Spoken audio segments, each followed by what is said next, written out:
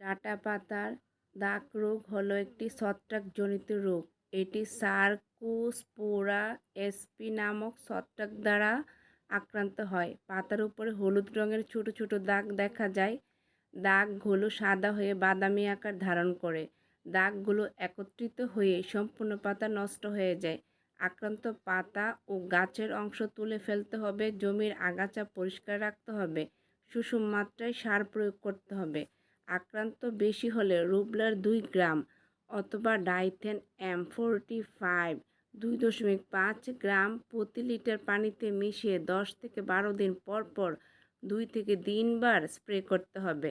Spray করার 15 দিনের মধ্যে উৎপাদিত সবজি খাওয়া বা বিক্রি করা যাবে না। আগাম বীজ বপন, সুষম সার ব্যবহার রোগ নিয়ন্ত্রণে সহায়ক হতে পারে। কীটনাশক স্প্রে করার সময় হাত, নাক, চোখ বা কানে স্পর্শ করব না। মাস্ক ব্যবহার করব। নিজে সচেতন হব, অন্যকে সচেতন